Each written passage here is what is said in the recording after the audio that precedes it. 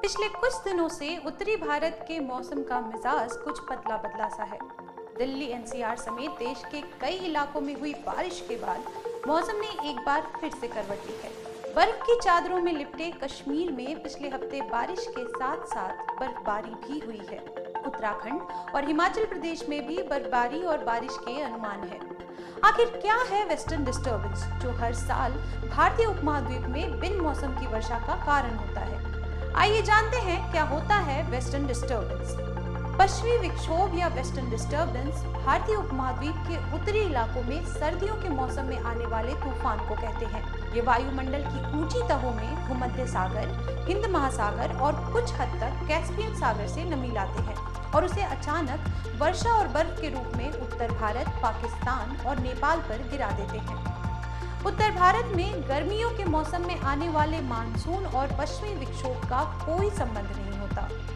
Monsoon की बारिशों में गिरने वाला जल दक्षिण से आता है और इसका प्रवाह वायुमंडल की निचली तहों में होता है, जबकि पश्चिमी विक्षोभ का प्रवाह वायुमंडल की ऊपरी सतह में होता है।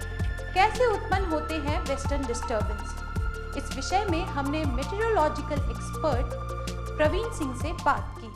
जैसा कि मैंने आपको बताया था कि यहाँ पर भूमध्य सागर के क्षेत्र में जब सहारा के क्षेत्र से गर्म हवाएं और ध्रुव के क्षेत्र की ठंडी हवाएं आती हैं तो उनके अभिसरण से या उनके मिलने से चक्रवाती दशाओं की उत्पत्ति होती है।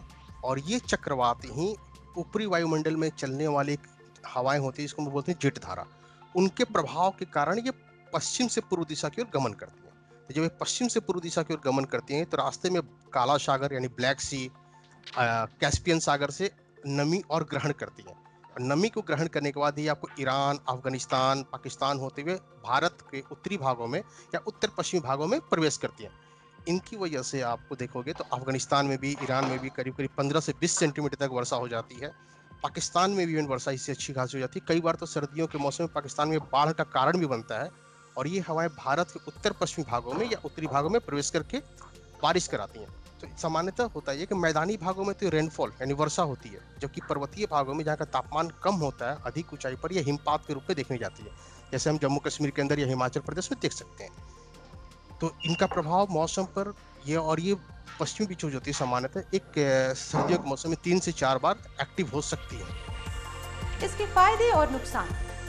कभी कभी इस चक्रवात के कारण अत्यधिक वर्षा भी होने लगती है, जिसके कारण फसल क्षति, भूस्खलन, बाढ़ और हिमस्खलन की स्थिति उत्पन्न हो जाती है। केदारनाथ की आपदा भी इसी कारण हुई थी। लेकिन भारत के लिए वेस्टर्न डिस्टर्बेंस आवश्यक भी है।